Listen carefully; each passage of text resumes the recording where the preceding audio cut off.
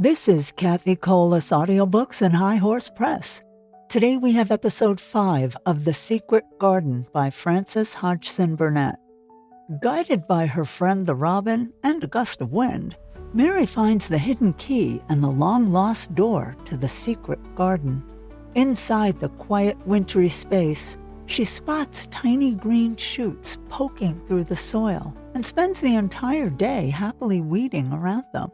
Then Mary meets Dickon Sowerby as he arrives at the manor with gardening tools, flower seeds, and accompanied by his tamed wild animals.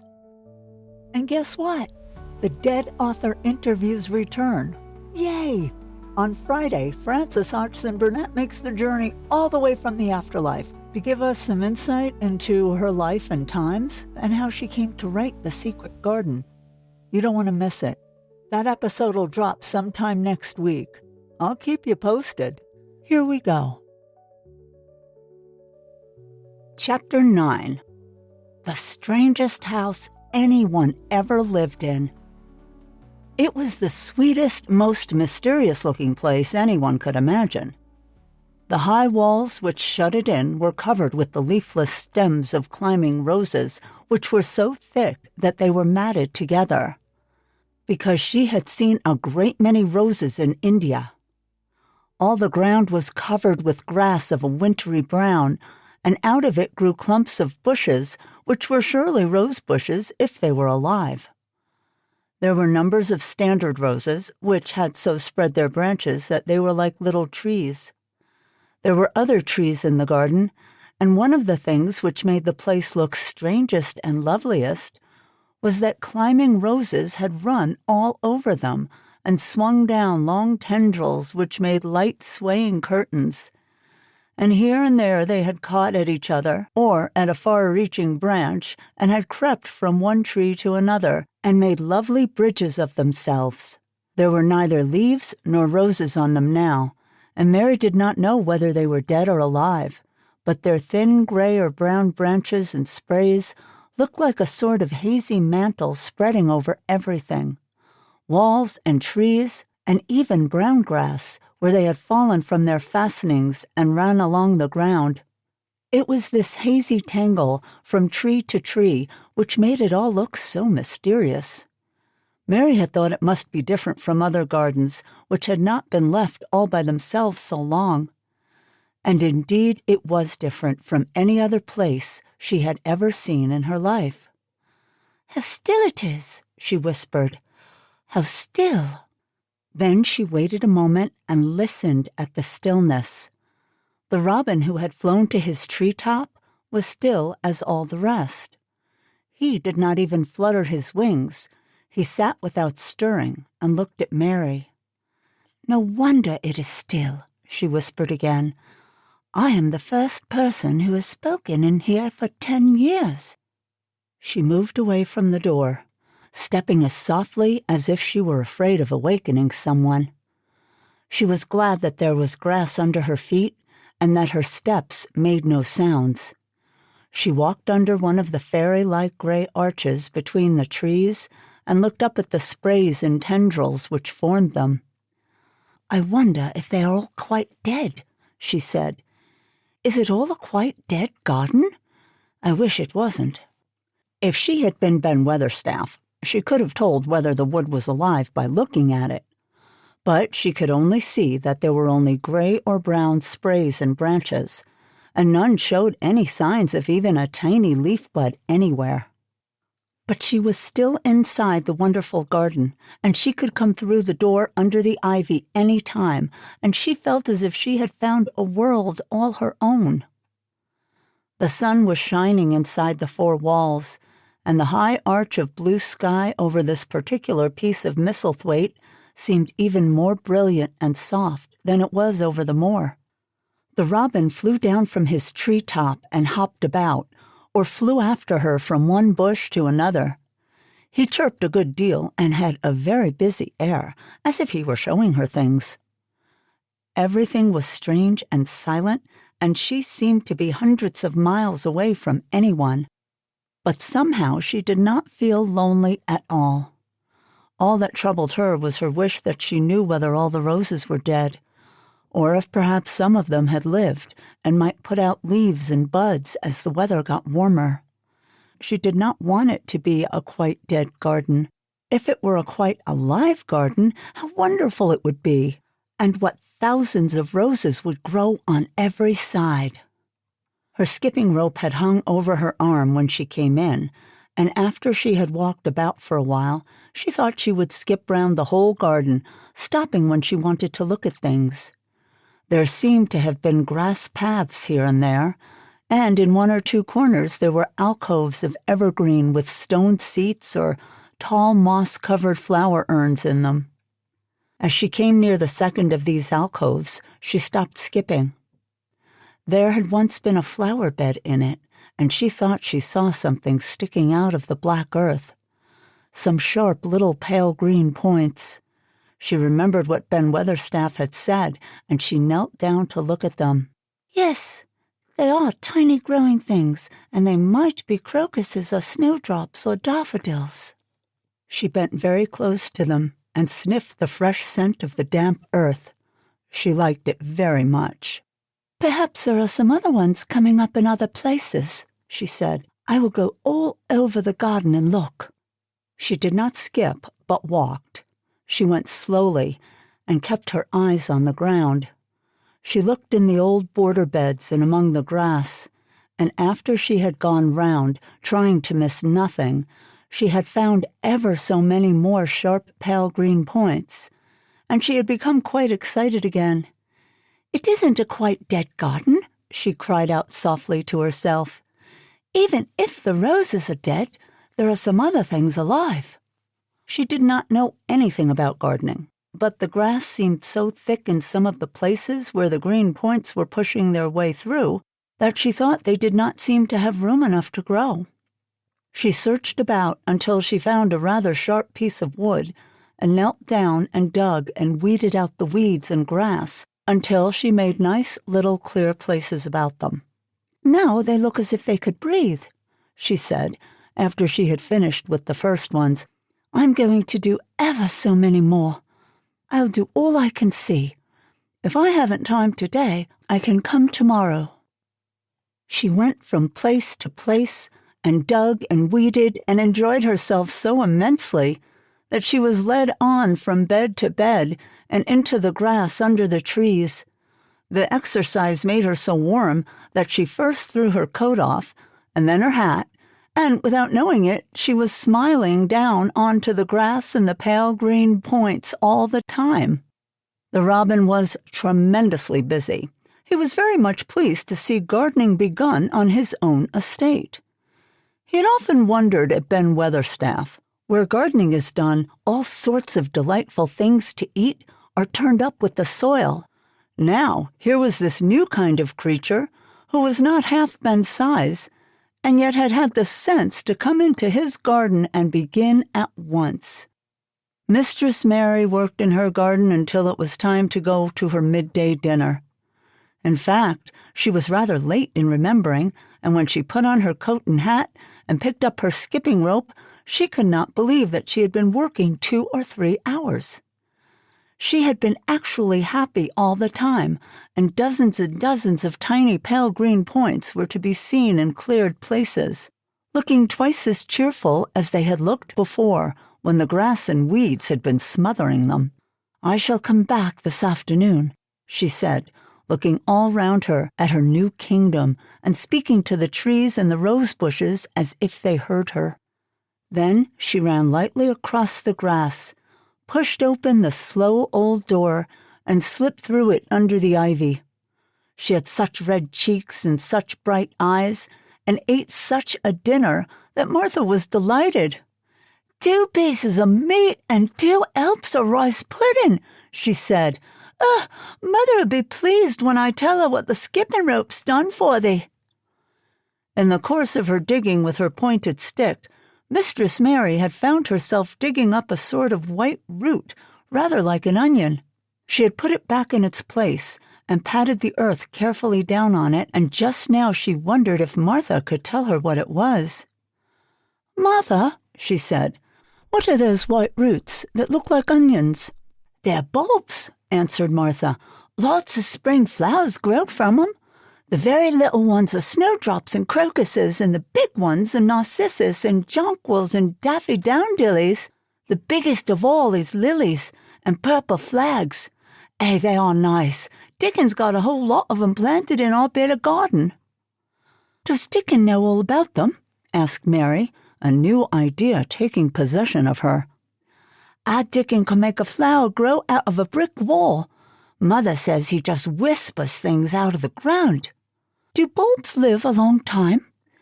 Would they live years and years if no one helped them?" inquired Mary anxiously. "They're things as helps themselves," said Martha. "That's why poor folk can afford to have 'em. If you don't trouble 'em, most of 'em will work away underground for a lifetime and spread out and have little uns. There's a place in the park woods here where there's snowdrops by thousands. They're the prettiest sight in Yorkshire when the spring comes. No one knows when they was first planted." "I wish the spring were here now. I want to see all the things that grow in England." She had finished her dinner and gone to her favorite seat on the hearth rug. I wish I had a little spade," she said. "Whatever does they want a spade for?" asked Martha, laughing. "Are they going to take to digging? I must tell Mother that too." Mary looked at the fire and pondered a little. She must be careful if she meant to keep her secret kingdom. She wasn't doing any harm, but if Mr. Craven found out about the open door, he would be fearfully angry and get a new key and lock it up forevermore. She really could not bear that. "This is such a big, lonely place," she said slowly, as if she were turning matters over in her mind. "The house is lonely, and the park is lonely, and the gardens are lonely. So many places seem shut up. I never did many things in India, but there were more people to look at, natives and soldiers marching by, and sometimes bands playing, and my ayah told me stories. There's no one to talk to here except you and Ben Weatherstaff, and you have to do your work, and Ben Weatherstaff won't speak to me often. I thought if I had a little spade, I could dig somewhere as he does, and I might make a little garden if he would give me some seeds." Martha's face quite lighted up. "There now," she exclaimed, "if that wasn't one of the things Mother said. She says there's such a lot of room in that big place, why don't they give her a bit for herself? Even if she done plant nothing but parsley and radishes, she'd dig and rake away and be right happy over it. Them was the very words she said." "Were they?" said Mary. "How many things she knows, doesn't she?" Said Martha. "It's like she says, a woman as brings up 12 children learns something besides the ABC. Children's as good as arithmetic to set you finding out things." "How much would a spade cost? A little one?" asked Mary. "Well," was Martha's reflective answer, "at Thwaite Village there's a shop or so, and I saw little garden sets with a spade and a rake and a fork all tied together for 2 shillings. And they were stout enough to work with, too." "Well, I've got more than that in my purse," said Mary. "Mrs. Morrison gave me 5 shillings, and Mrs. Medlock gave me some money from Mr. Craven." "Did he remember thee that much?" exclaimed Martha. "Mrs. Medlock said I was to have a shilling a week to spend. She gives me one every Saturday. I didn't know what to spend it on." "My word, that's riches," said Martha. "That can buy anything in the world that wants. The rent of our cottage is only 1 and 3 pence, and it's like pulling eye teeth to get it. Now I've just thought of something," putting her hands on her hips. "What?" said Mary eagerly. "In the shop at Thwaite, they sell packages of flower seeds for a penny each, and our Dickon, he knows which is the prettiest ones and how to make 'em grow. He walks over to Thwaite many a day just for the fun of it. Does thou know how to print letters?" suddenly. "I know how to write," Mary answered. Martha shook her head. "Our Dickon can only read printin'. If thou could print, we could write a letter for him and ask him to go buy the garden tools and the seeds at the same time." "Oh, you're a good girl," Mary cried.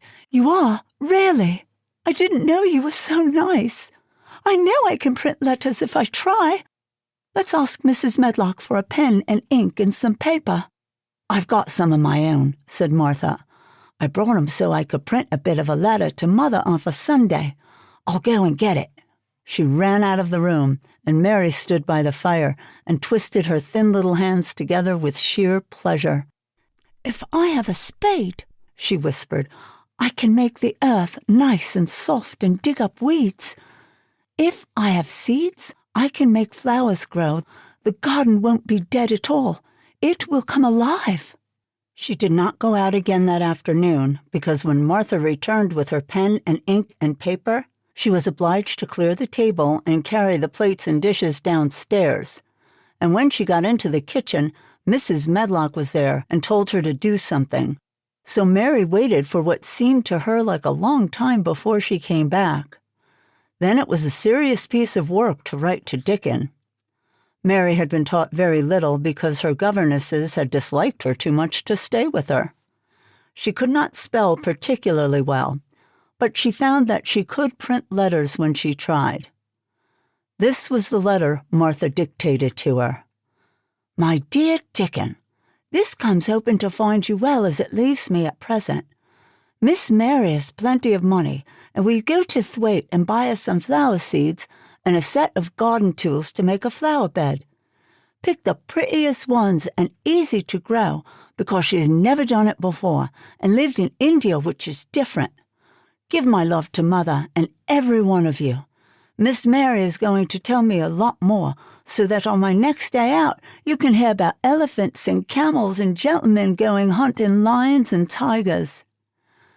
Your loving sister, Martha Phoebe Sowerby." "We'll put the money in the envelope and I'll get the butcher's boy to take it in his cart. He's a great friend of Dickon's," said Mary. "How shall I get the things when Dickon buys them?" asked Mary. "He'll bring them to you himself. He liked to walk over this way." "Oh!" exclaimed Mary. "Then I shall see him. I never thought I should see Dickon." "Dost thou want to see him?" asked Martha suddenly. She had looked so pleased. "Yes, I do. I never saw a boy foxes and crows loved. I want to see him very much." Martha gave a little start, as if she suddenly remembered something. "Now to think," she broke out, "to think of me forgetting that there, and I thought I was going to tell you first thing this morning. I asked Mother, and she said she'd ask Mrs. Medlock her own self." "Do you mean?" Mary began. "Well, I said Tuesday. Ask her if you might be driven over to our cottage some day and have a bit of Mother's hot oatcake and butter and a glass of milk." It seemed as if all the interesting things were happening in one day. To think of going over the moor in the daylight and when the sky was blue. To think of going into the cottage which held 12 children. "Does she think Mrs. Medlock would let me go?" she asked quite anxiously. "Aye, she thinks she would. She knows what a tidy woman Mother is, and how clean she keeps the cottage." "If I went, I should see your mother as well as Dickon," said Mary, thinking it over and liking the idea very much. "She doesn't seem to be like the mothers in India."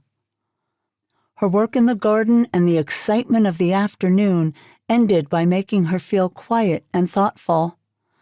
Martha stayed with her until tea time, but they sat in comfortable quiet and talked very little. But just before Martha went downstairs for the tea tray, Mary asked a question. "Martha," she said, "has the scullery maid had a toothache again today?" Martha certainly started slightly. "What makes thee ask that?" she said. "Because when I waited so long for you to come back, I opened the door and walked down the corridor to see if you were coming. And I heard that far-off crying again, just as we heard it the other night. There isn't a wind today, so you see it couldn't have been the wind." Said Martha restlessly. "They mustn't go walking about in the corridors and listening. Mr. Craven would be that there angry there's no knowing what he'd do." "I wasn't listening," said Mary. "I was just waiting for you, and I heard it. That's 3 times." "My word, there's Mrs. Medlock's bell," said Martha, and she almost ran out of the room. "It's the strangest house anyone ever lived in," said Mary drowsily, as she dropped her head on the cushioned seat of the armchair near her. Fresh air and digging and skipping rope had made her feel so comfortably tired that she fell asleep. Dickon is quite the little animal whisperer, and Mary thinks he's the bomb. And if you like what you hear, leave a review. Share it with your friends. Chapter 10. Dickon. The sun shone down for nearly a week on the secret garden. The secret garden was what Mary called it when she was thinking of it. She liked the name, and she liked still more the feeling that when its beautiful old walls shut her in, no one knew where she was. It seemed almost like being shut out of the world in some fairy place. The few books she had read and liked had been fairy storybooks, and she had read of secret gardens in some of the stories. Sometimes people went to sleep in them for 100 years, which she had thought must be rather stupid. She had no intention of going to sleep, and in fact, she was becoming wider awake every day, which passed at Misselthwaite. She was beginning to like being out of doors. She no longer hated the wind, but enjoyed it. She could run faster and longer, and she could skip up to 100. The bulbs in the secret garden must have been astonished. Such nice, clear places were made round them that they had all the breathing space they wanted, and really, if Mistress Mary had known it, they began to cheer up under the dark earth and work tremendously. The sun could get at them and warm them, and when the rain came down, it could reach them at once, so they began to feel very much alive. Mary was an odd, determined little person, and now she had something interesting to be determined about. She was very much absorbed indeed. She worked and dug and pulled up weeds steadily, only becoming more pleased with her work every hour instead of tiring of it. It seemed to her like a fascinating sort of play.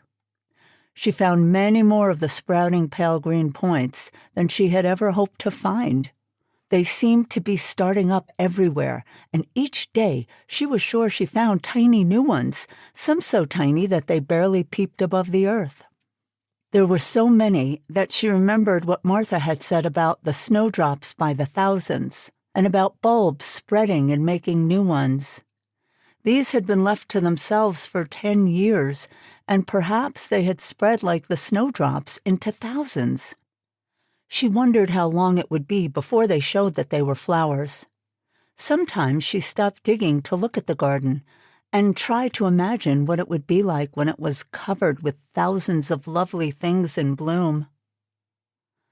During that week of sunshine, she became more intimate with Ben Weatherstaff. She surprised him several times by seeming to start up beside him as if she sprang out of the earth. The truth was that she was afraid that he would pick up his tools and go away if he saw her coming, so she always walked toward him as silently as possible. But in fact, he did not object to her as strongly as he had at first. Perhaps he was secretly rather flattered by her evident desire for his elderly company. Then, also, she was more civil than she had been. He did not know that when she first saw him, she spoke to him as she would have spoken to a native, and had not known that a cross, sturdy old Yorkshire man was not accustomed to salaam to his masters, and be merely commanded by them to do things. "Not like the robin," he said to her one morning when he lifted his head and saw her standing by him. "I never knows when I shall see thee, or which side thou'll come from." "He's friends with me now," said Mary. "That's like him," snapped Ben Weatherstaff, "making up to the women folk just for vanity and flightiness. There's nothing he wouldn't do for the sake of showing off and flitting his tail feathers. He's as full of pride as an egg's full of meat." He very seldom talked much, and sometimes did not even answer Mary's questions, except by a grunt, but this morning he said more than usual. He stood up and rested one hobnailed boot on top of his spade while he looked her over. "How long has that been here?" he jerked out. "I think it's been about a month," she answered. "That's beginning to do Misselthwaite credit," he said. "That's a bit fatter than that was, and that's not quite so yeller. That looked like a young plucked crow when I first came into this garden. Thinks I to myself, I never set eyes on a uglier, sourer-faced young'un." Mary was not vain, and as she had never thought much of her looks, she was not greatly disturbed. "I know I'm fatter," she said. "My stockings are getting tighter. They used to make wrinkles. There's the robin, Ben Weatherstaff." There, indeed, was the robin, and she thought he looked nicer than ever.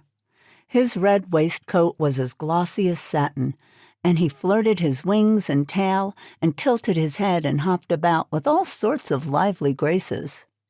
He seemed determined to make Ben Weatherstaff admire him. But Ben was sarcastic. "Aye, there thou art," he said. "Thou can put up with me for a bit sometimes when thou's got nothing better. Thou's been reddening up thy waistcoat and polishing thy feathers this 2 weeks. I know what thou's been up to.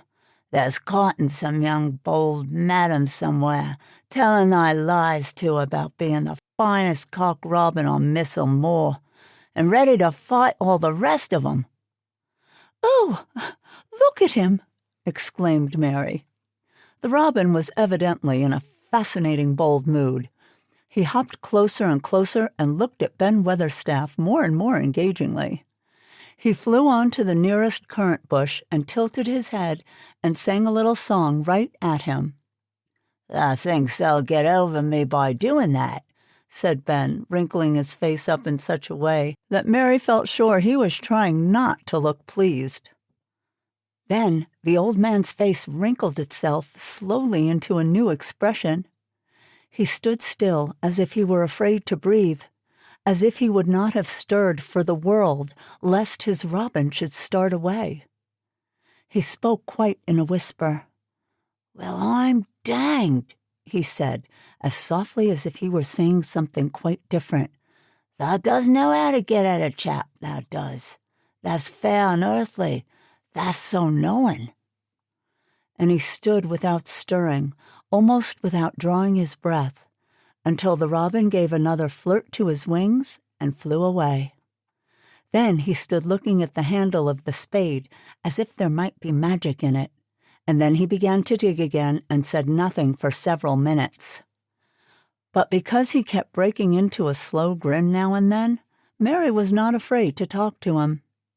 "Have you a garden of your own?" she asked. "Nah, I'm bachelder and lodge with Martin at the gate." "If you had one," said Mary, "what would you plant?" "Cabbages and taters and onions." "But if you wanted to make a flower garden," persisted Mary, "what would you plant?" "Bulbs and sweet-smelling things, but mostly roses." Mary's face lighted up. "Do you like roses?" she said. Ben Weatherstaff rooted up a weed and threw it aside before he answered. "Well, yes, I do. I was learned by a young lady I was a gardener to. She had a lot in a place she was fond of, and she loved 'em like they was children or robins. I seen her bend over and kiss 'em." He dragged out another weed and scowled at it. "That were as much as 10 year ago." "Where is she now?" asked Mary, much interested. "Heaven," he answered, and drove his spade deep into the soil. "According to what the parson says." "What happened to the roses?" Mary asked again, more interested than ever. "They was left to themselves." Mary was becoming quite excited. "Did they quite die? Do roses quite die when they are left to themselves?" she ventured. "Well, I got to like 'em, and I liked her, and she liked 'em," Ben Weatherstaff admitted reluctantly. "Once or twice a year I'd go and work at 'em a bit, prune 'em and dig about the roots. They run wild, but they was in the rich soil, so some of 'em lived." "When they had no leaves and look gray and brown and dry, how can you tell whether they are dead or alive?" inquired Mary. "Wait till the spring gets at 'em. Wait till the sun shines on the rain and the rain falls on the sunshine, and then they'll find out." "How? How?" cried Mary, forgetting to be careful. "Look along the twigs and branches, and if thou sees a bit of brown lump swelling here and there, watch it after the warm rain and see what happens." He stopped suddenly and looked curiously at her eager face. "Why does I care so much about roses and such all of a sudden?" he demanded. Mistress Mary felt her face grow red. She was almost afraid to answer. I want to play that I have a garden of my own," she stammered. There's nothing for me to do. I have nothing and no one." "Well," said Ben Weatherstaff slowly as he watched her, "that's true. That hasn't." He said it in such an odd way that Mary wondered if he was actually a little sorry for her. She had never felt sorry for herself. She had only felt tired and cross because she disliked people and things so much, but now the world seemed to be changing and getting nicer. If no one found out about the secret garden, she should enjoy herself always. She stayed with him for 10 or 15 minutes longer and asked him as many questions as she dared. He answered every one of them in his queer, grunting way, and he did not seem really cross and did not pick up his spade and leave her. He said something about the roses, just as she was going away, and it reminded her of the ones he had said he had been fond of. "Do you go and see those other roses now?" she asked. "Not been this year. My rheumatics has made me too stiff in the joints." He said it in his grumbling voice, and then, quite suddenly, he seemed to get angry with her, although she did not see why he should. "Now look here," he said sharply. "Don't tha ask so many questions. That the worst wench for asking questions I ever come across. Get thee gone and play thee. I've done talking for today." And he said it so crossly that she knew there was not the least use in staying another minute. She went skipping slowly down the outside walk, thinking him over and saying to herself that, queer as it was, here was another person whom she liked in spite of his crossness.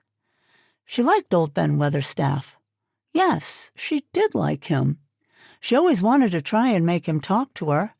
Also, she began to believe that he knew everything in the world about flowers. There was a laurel-hedged walk which curved round the secret garden and ended at a gate which opened into a wood in the park. She thought she would skip round this walk and look into the wood and see if there were any rabbits hopping about. She enjoyed the skipping very much, and when she reached the little gate, she opened it and went through because she heard a low, peculiar whistling sound and wanted to find out what it was. It was a very strange thing indeed. She quite caught her breath as she stopped to look at it. A boy was sitting under a tree with his back against it, playing on a rough wooden pipe. He was a funny-looking boy, about 12. He looked very clean, and his nose turned up, and his cheeks were as red as poppies, and never had Mistress Mary seen such round and blue eyes in any boy's face. And on the trunk of the tree he leaned against, a brown squirrel was clinging and watching him, and from behind a bush nearby, a cock pheasant was delicately stretching his neck to peep out. And quite near him were 2 rabbits sitting up and sniffing with tremulous noses, and actually it appeared as if they were all drawing near to watch him and listen to the strange little low call his pipe seemed to make. When he saw Mary, he held up his hand and spoke to her in a voice almost as low as and rather like his piping. "Don't thou move," he said. "It'll flight 'em." Mary remained motionless. He stopped playing his pipe and began to rise from the ground. He moved so slowly that it scarcely seemed as though he were moving at all. But at last he stood on his feet, and then the squirrel scampered back up into the branches of his tree. The pheasant withdrew his head, and the rabbits dropped on all fours and began to hop away, though not at all as if they were frightened. "I'm Dickon," said the boy. "I know that, Miss Mary." Then Mary realized that somehow she had known at first that he was Dickon. Who else could have been charming rabbits and pheasants as the natives charm snakes in India? He had a wide, red, curving mouth, and his smile spread all over his face. "I go up slow," he explained. "Because if they makes a quick move, it startles them. A body has to move gentle and speak low when the wild things is about." He did not speak to her as if they had never seen each other before, but as if he knew her quite well. Mary knew nothing about boys, and she spoke to him a little stiffly because she felt rather shy. "Did you get Martha's letter?" she asked. He nodded his curly head. "That's why I come." He stooped to pick up something which had been lying on the ground beside him when he piped. "I got the garden tools. There's a little spade and a rake and a fork and hoe. They're good uns. There's a trowel, too. And the woman in the shop threw in a packet of white poppy and one of blue larkspur when I bought the other seeds." "Will you show the seeds to me?" Mary said. She wished she could talk as he did. His speech was so quick and easy. It sounded as if he liked her and was not the least afraid she would not like him, though he was only a common moor boy in patched clothes and with a funny face and a rough, dark, curly-covered head. As she came closer to him, she noticed that there was a clean, fresh scent of heather and grass and leaves about him, almost as if he were made of them. She liked it very much, and when she looked into his funny face with the red cheeks and round blue eyes, she forgot that she had felt shy. "Let us sit down on this log and look at them," she said. They sat down, and he took a clumsy little brown paper package out of his coat pocket. He untied the string, and inside there were ever so many neater and smaller packages with a picture of a flower on each one. "There's a lot of mignonette and poppies," he said. "Mignonette's the sweetest smelling thing as grows, and it'll grow wherever you cast it. Same as poppies will. Them'll come up in bloom if you just whistle to 'em. Them's the nicest of all." He stopped and turned his head quickly, his poppy-cheeked face lighting up. "Where's that robin is calling us?" he said. The chirp came from a thick holly bush, bright with scarlet berries, and Mary thought she knew whose it was. "Is it really calling us?" she asked. "Aye," said Dickon, as if it were the most natural thing in the world. "He's calling someone he's friends with. That's the same as saying, 'Here I am, look at me, I wants a bit of a chat.' There he is, in the bush. Whose is he?" "He's Ben Weatherstaff's, but I think he knows me a little," answered Mary. "Aye, he knows thee," said Dickon in his low voice again, "and he likes thee. He's took thee on. He'll tell me all about thee in a minute." He moved quite close to the bush with the slow movement Mary had noticed before, and then he made a sound almost like the robin's own twitter. The robin listened for a few seconds intently, and then answered quite as if he were replying to a question. "Aye, he's a friend of yours," chuckled Dickon.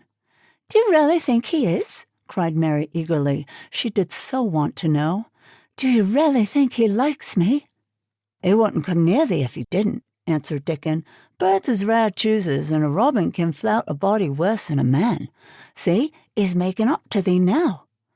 Cannot thou see a chap, he's saying?" And it really seemed as if it must be true. He so sidled and twittered and tilted as he hopped on his bush. "Do you understand everything birds say?" said Mary. Dickon's grin spread until he seemed all wide, red, curving mouth, and he rubbed his rough head. "I think I do, and they think I do," he said. "I've lived on the moor with them so long.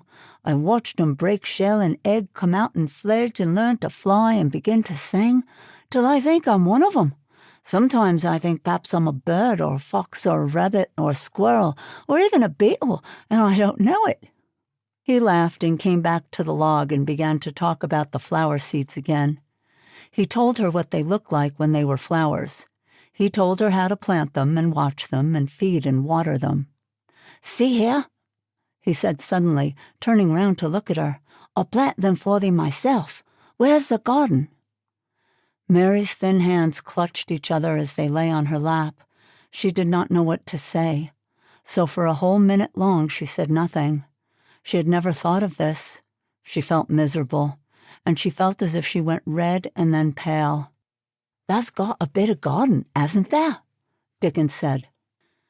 It was true that she had turned red and then pale. Dickon saw her do it, and as she still said nothing, he began to be puzzled. "Wouldn't they give thee a bit?" he asked. "Hasn't thou got any yet?" She held her hands even tighter and turned her eyes toward him. "I don't know anything about boys," she said slowly. "Could you keep a secret if I told you one? It's a great secret. I don't know what I should do if anyone found it out. I believe I should die." She said the last sentence quite fiercely. Dickon looked more puzzled than ever, and even rubbed his hand over his rough head again. But he answered quite good-humoredly. "I'm keeping secrets all the time," he said. "If I couldn't keep secrets from the other lads, secrets about foxes' cubs, and birds' nests and wild things else, they'd be not safe on the moor. I can keep secrets." Mistress Mary did not mean to put out her hand and clutch his sleeve, but she did it. "I've stolen a garden," she said very fast. "It isn't mine. It isn't anybody's. Nobody wants it. Nobody cares for it. Nobody ever goes into it. Perhaps everything is dead in it already. I don't know." She began to feel hot and as contrary as she had ever felt in her life.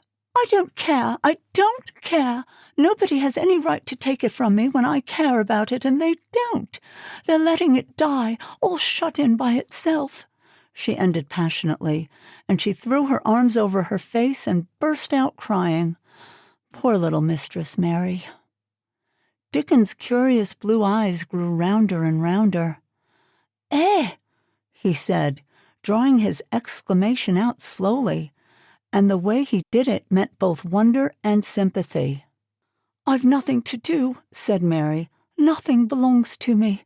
I found it myself, and I got into it myself. I was only just like the robin, and they wouldn't take it from the robin." "Where is it?" asked Dickon in a dropped voice. Mistress Mary got up from the log at once. She knew she felt contrary again and obstinate, and she did not care at all. She was imperious and Indian, and at the same time hot and sorrowful. "Come with me, and I'll show you," she said. She led him round the laurel path and to the walk where the ivy grew so thickly. Dickon followed her with a queer, almost pitying look on his face. He felt as if he were being led to look at some strange bird's nest and must move softly. When she stepped to the wall and lifted the hanging ivy, he started. There was a door, and Mary pushed it slowly open, and they passed in together. And then Mary stood and waved her hand around defiantly. "It's this," she said. "It's a secret garden, and I'm the only one in the world who wants it to be alive." Dickon looked round and round about it, and round again. "Eh," he almost whispered. "It is a queer, pretty place. It's like as if a body was in a dream." And there you have it. The Dead Author Interviews return. If you enjoyed my interview with Charlotte Perkins Gilman, then tune in next week, because I'm meeting her buddy, Frances Hodgson-Burnett. She's traveling in all the way from the afterlife just to talk with us. Apparently, High Horse Press is getting pretty popular with the higher powers. Don't miss it. You can't imagine how hard it is to get these guys here. And make sure you tune in on Friday for A Little Princess, written by Frances Hodgson-Burnett, narrated by Melissa Tradewell. If you enjoyed this episode, please follow or subscribe wherever you listen, and leave a review to help other listeners discover these timeless stories as well. As always, thanks so much for listening.